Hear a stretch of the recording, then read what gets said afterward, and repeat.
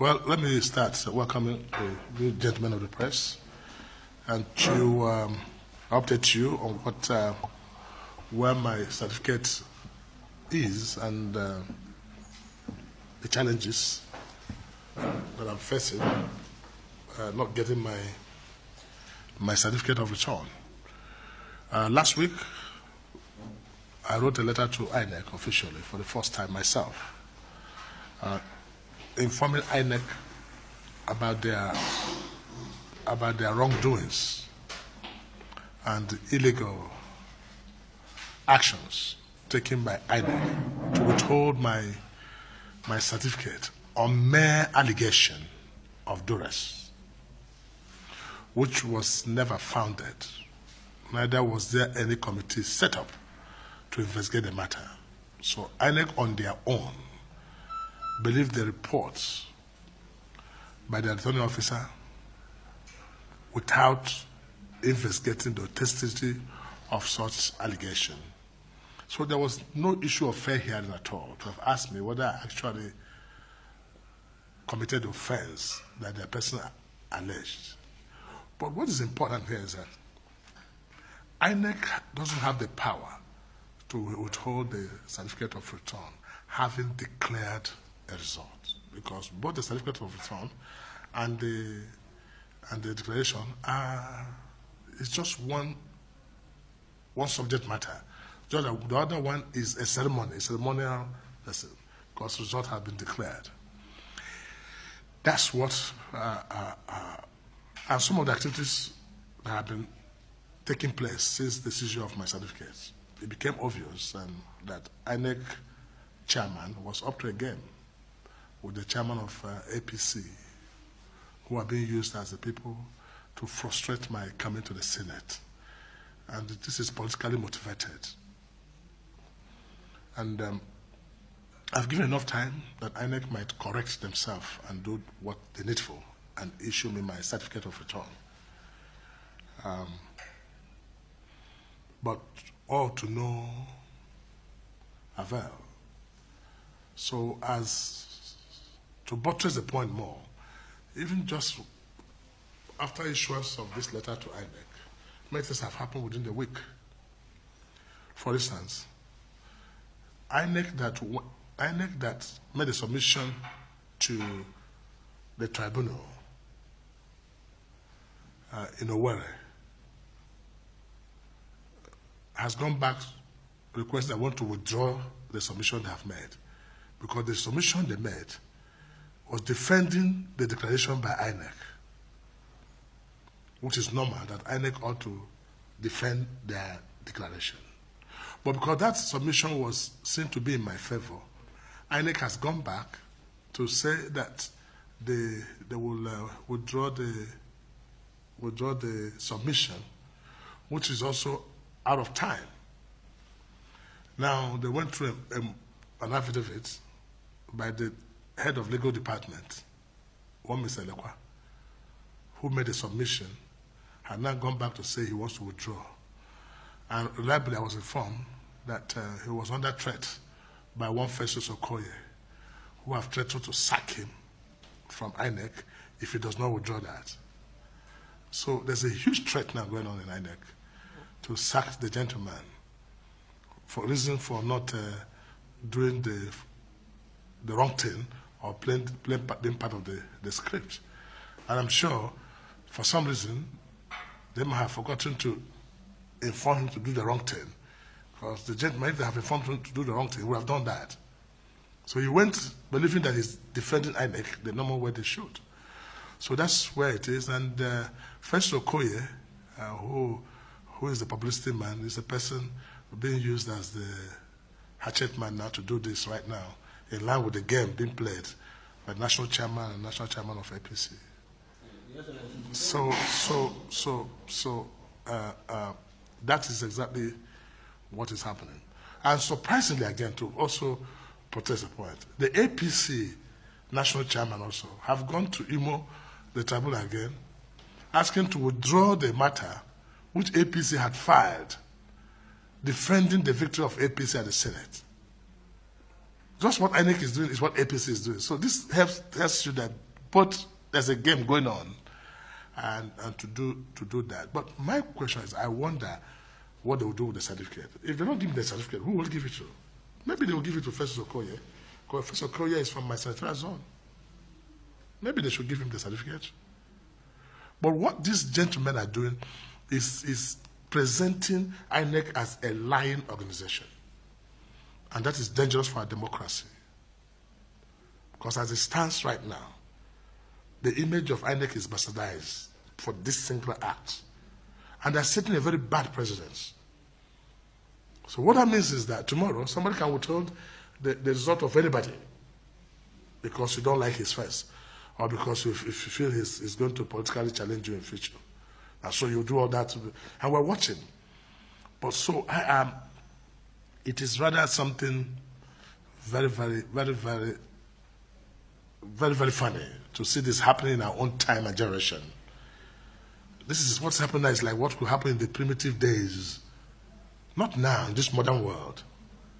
What image is INEC trying to portray to the rest of the world? And I don't think this is a good image for this. INEC will come to me and say, listen, we don't want you to go for the Senate because our leaders have said to us that we must fight you. And if they say so, you don't have to go. Then they can negotiate that with me. I can say, okay, take the certificate and give it to whoever you want. But let the right thing be done. Am I having won the election? Having been declared by you? Now, you don't give him his results. And maybe you give him results sometimes after they have constituted the National Assembly. And then what does that mean? And by so doing, you are depriving the entire people of Imo West the opportunity to be represented. So, and this whole attack is on Imo State, not anywhere else. A similar thing is taking place in Okigwe, where a candidate took a fake last 4 years result sheet to declare himself. And the person who declared the result ran away to Canada. As it stands now, Okigwe Senatorial Zone, Imo North, does not have a senator. Imo West does not have a senator. Only one senator now represents the whole of Imo State because of this illegal and corruptive act that is coming up from INEC and the national edition of my party. And if INEC were to be very serious, the gentleman who used fake result sheets should have been arraigned today. He should have been detained. He should have faced a criminal charge. How would INEC allow someone to use a fake result sheet of 4 years ago to declare himself? And the man has the audacity to go to court. And INEC is leading him to go to court so they can get it. All to fight Rochas. Because they felt he's my candidate. How would INEC allow a professor of mathematics, their returning officer, to announce a result of a governorship election that took place, that they know was with a lot of abnormalities, but knowing too well that the person never met up to 25% of the two-thirds of the number of local government, INEC still went ahead and announced such results in this country. And a professor of mathematics cannot differentiate what is called two-thirds. If he's in a civilized country, that man should be somewhere in jail by now. Because you are infringing on the fundamental constitution, not the electoral act. And INEC is comfortable announcing such a result and issue certificate of return. And my own that I have won, I'm not issuing certificate of return. So it's very glaring that they're up to something in this. And I'm beginning to get some signs of using the anti-graft agencies to invite my people every second per second. So what kind of a nation are we that will allow this kind of thing to happen at this time and everyone seems to be comfortable and keeping quiet about it? I think that I call INEC as quickly as possible to make amends and get this things out there and finish with it as quickly as possible. So we can correct the battered image of INEC right now. Has INEC responded to your letter? They have not responded. Anytime you write to INEC, they have not responded to my letter. They have said nothing to me. And I wrote that letter in my capacity as the governor of a state. who contested for Senate. And INEC cannot ignore my letter. So INEC, I demand explanation from INEC as to why they withheld it. And they said the matter is in court. So who went to court? I took INEC to court, matter between me and INEC, to give me my certificate, which is the normal thing. But INEC now has also connived with other parties, the PDP, and also the ABGA, to be a joiner. Even today, they also say somebody else wants to join. So every day, somebody keeps joining just to delay the matter. So there's complete high-level conspiracy to fight Rochas. But I assure them they will fail. But why the conspiracy? I don't know. Maybe my assumption of what is unfounded. It's politically motivated, definitely. It's definitely politically motivated. If not, why do this? Why do this? All in Imo State. The story started by when they imposed the candidates in Imo State. When they imposed who came 2 weeks to our primaries, and they want to give him ticket at all costs, leaving the people who founded the party, who won the primaries. One Gula came and ran away with such shit. They upheld it. But men who support evil will have evil on their way one day. So you said it appears that the national chairman of the party is part of this. No, it appears he's part and parcel of the game plan. But I remember that you were one of those who supported him, to emerge as the national chairman of the party. Because as a matter of fact, there's a jingle that one thing keep on playing. That those who walk, Babu the walk, I know it was one of because of the So what suddenly changed? What suddenly happened that is now against you? Is there anything personal? There's nothing personal between me and Adams Oshimole. Other than Adams Oshimole is part and parcel of this high-level conspiracy to bring down Rochas politically. It's just aimed at making sure that Rochas doesn't serve a solid foundation politically. Or should that's best known to them. That's best known to them. It has a lot to do with why am I not in the Senate? They say if I get to the Senate, I want to run for the Senate president, I want to run for this. Who told them? They say I want to run for 2023 election. Who told them? Have I declared? They should wait until I declare. When I do declare, then they will fight politically. But what is painful is that Adam Oshimole, that I literally put into this position, I never asked him to do me any favor of what side. But all I requested for him to do what is right, to turn around to commit this evil of mankind, is totally unacceptable. That is one. And the party that I formed, part and parcel of this party story, that brought out the APC we have today, and the party will treat me in this manner, is also unfortunate. Because the evil I feared in PDP has befallen me 10 times in APC. I hate injustice. I hate injustice, and that's what I'm seeing on daily basis now, playing out. And ask them, what is the reason? And you know what makes them, does also appear to me like cowards. Is that when you want to fight a man, come out and say, look, take responsibility. I say, look, I'll fight Rochas. None of them, they're hiding. If they are man enough, let them come out and say, listen, Rochas, I'm going to fight you. Let me know how they want to fight. But they'll go and start holding night meetings and conspiring here and there, withholding certificate, and INEC will make themselves an instrument of illegality in this country. That's unfortunate. Sir, are you still comfortable being in this? No, before you say that, sir, before you do that, but I'm aware that someone said that part of the problem you have with your party is because of the alleged and party activities that you carry out in Imo State by asking one of your principal officers to put another party to contest. And in governorship election, you pull all your machinery to support him in that governorship elections. Does that amount No. This is just a later development.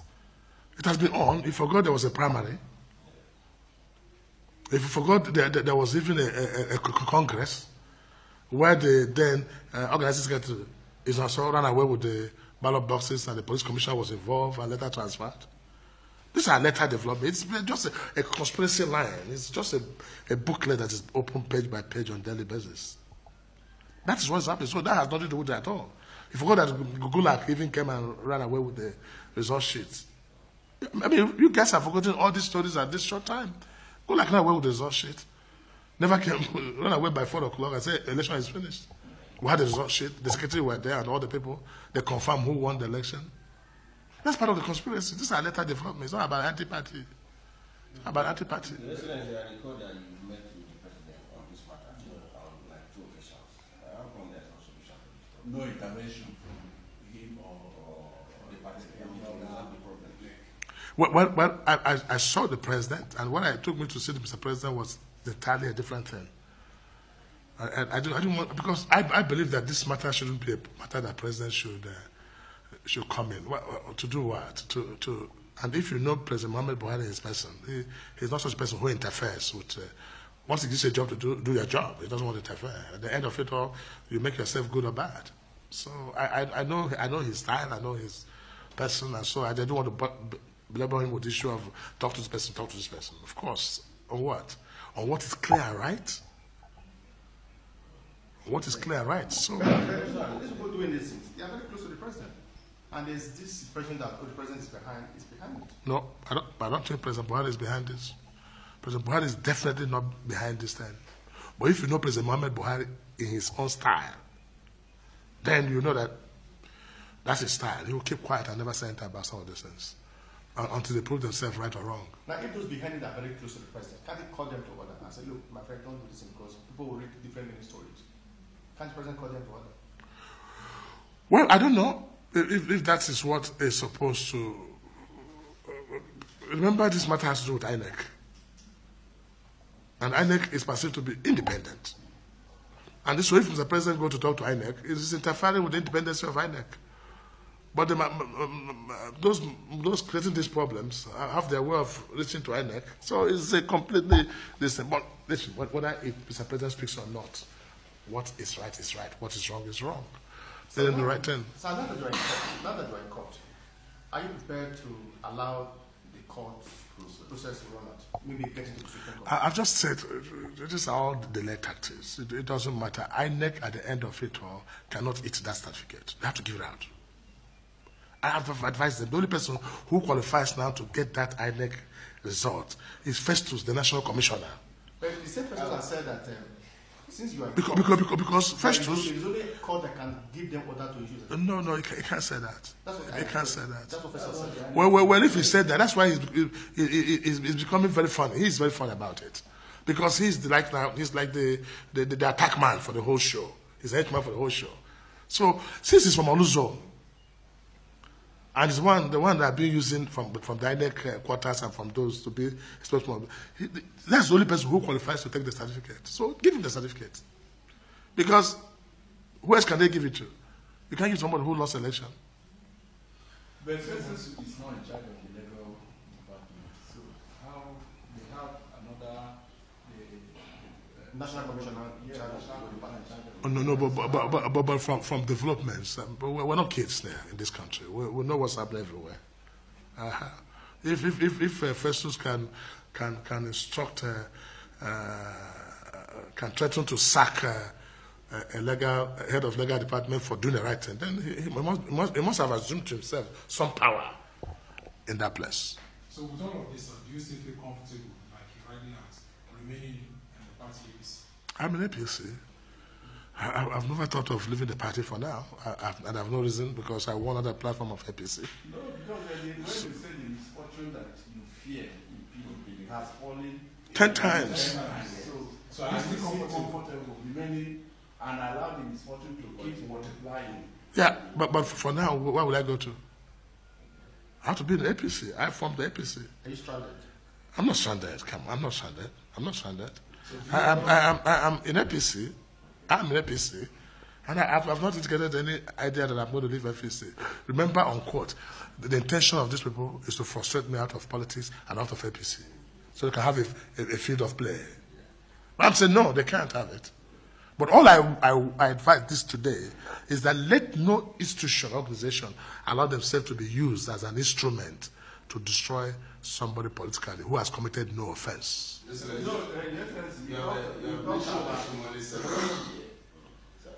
you met him since all this scenario? And if by chance you meet him now, what would you tell him?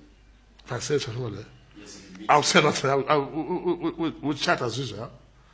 What would I do to him? Have you met him? So to discuss this. Let him know how. Since you say he's behind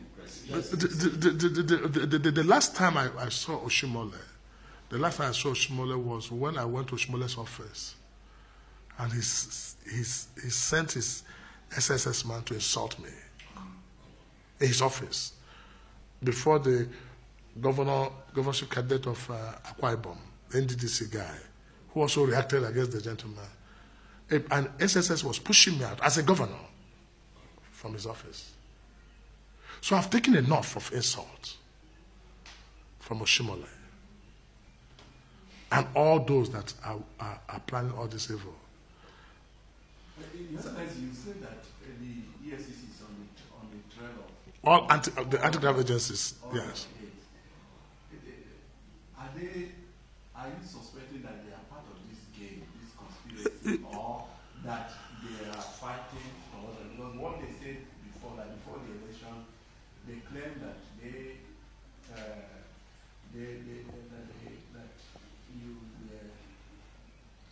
Then you pull out the amount of something billionaire from government cover yes, to buy votes. to buy votes and all the pieces. But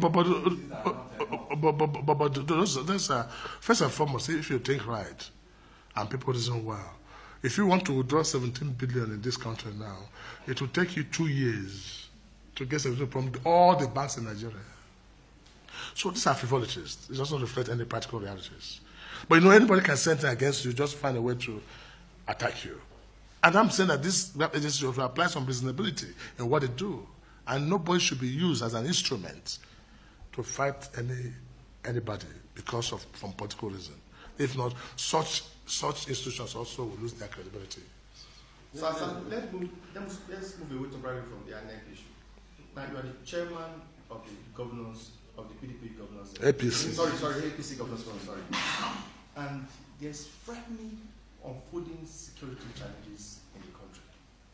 Now, somebody who is a huge stakeholder in this government, the ruling party, aren't you worried about the whole situation? A cause for concern, really. And my heart goes for those who lost their ones.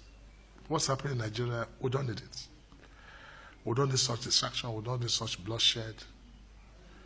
But what is happening is more deeper than we all can tell. Because at a point, we thought it was taking a religious line. When this happened in Benue, we thought it was the Muslims against the Christians. It happens in Jos, we thought that way. So what of Zamfara? What of Kaduna? So I think the fight against this insurgency should be a responsibility and not something government alone will do. So these people are taking advantage of the disunity amongst all of us, either on tribal basis, religious basis, political basis, and so you don't have a unified force as a nation to fight this battle. And it is unfortunate that our nation does not know when to play politics and when to stop politics. Because if we come together across party line, across religious line, across ethnic groups, and fight these insurgents, it will end. But some people, to them, it's a plus. The moment that people are killed in Zamfara because they think it will give them a political advantage, they celebrate it. This is where I don't understand what kind of country is Nigeria. In a civilized world like America, they will know when to come together. If this happened in America, parties will disappear, religion will disappear, tribes will disappear, and they focus and deal with this matter. But how can you deal with a matter where people are divided? So there's complete division in this country, along political line, along religious line, ethnic line, tribal line, business line, whatever you have. Now, take for instance,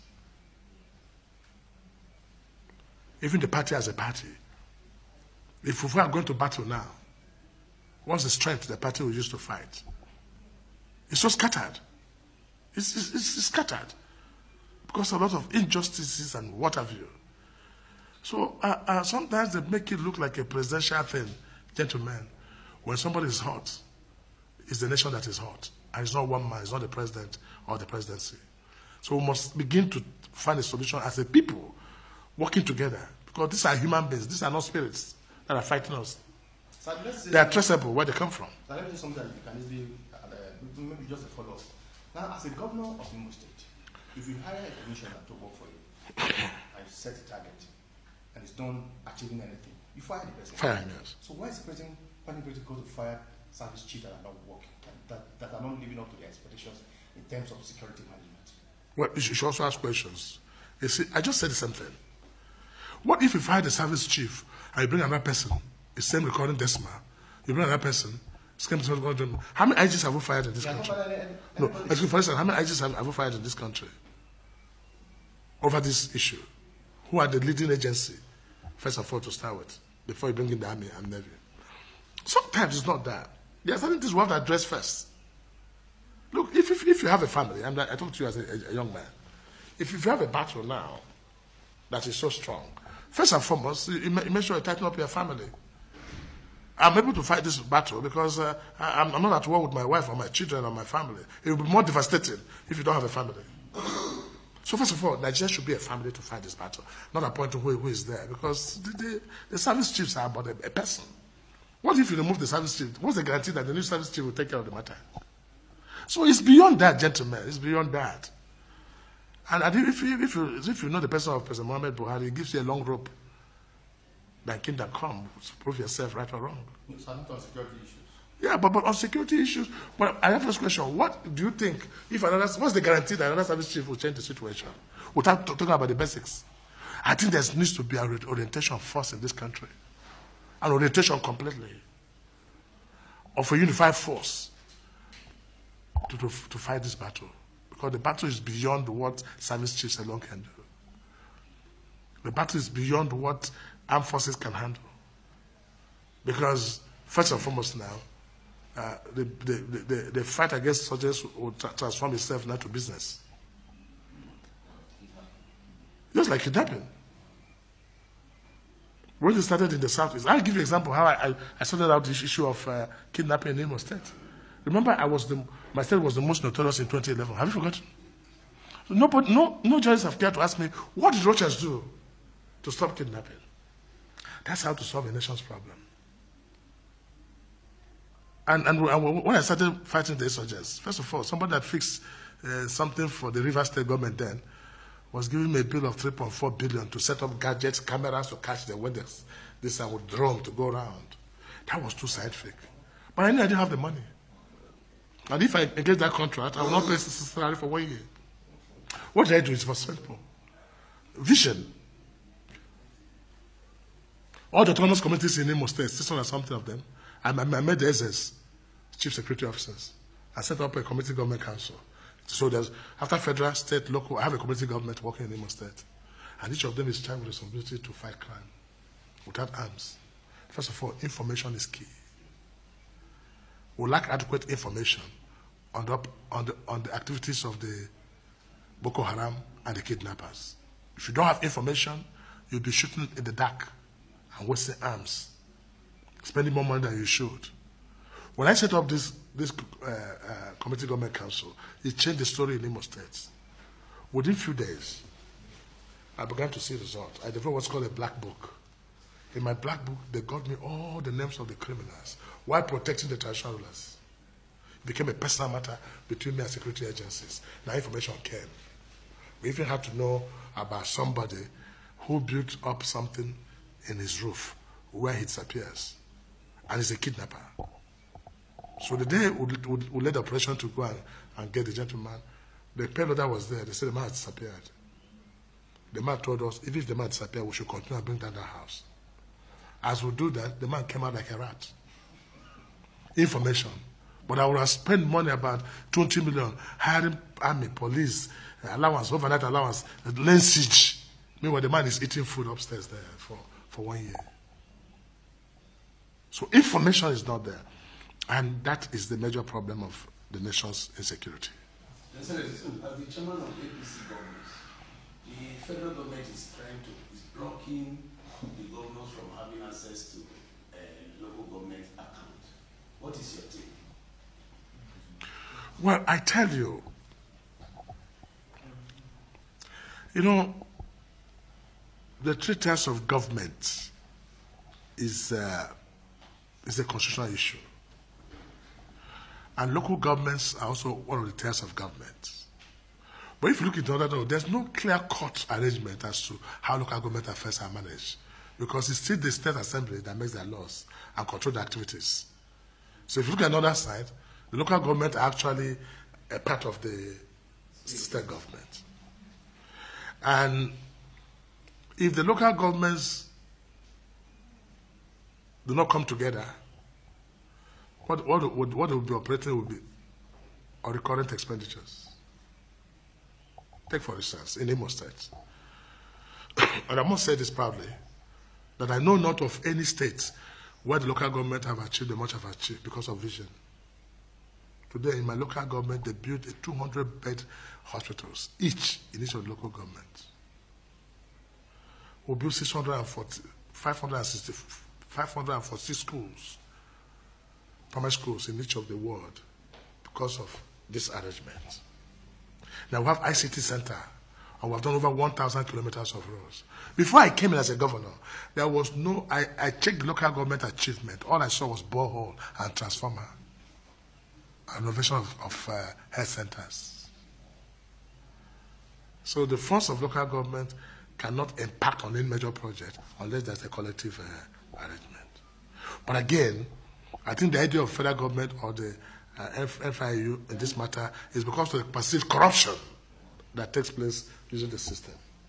But as it is, I think there should be a better clear-cut issues as to the autonomy of the local government based on the constitutional provision.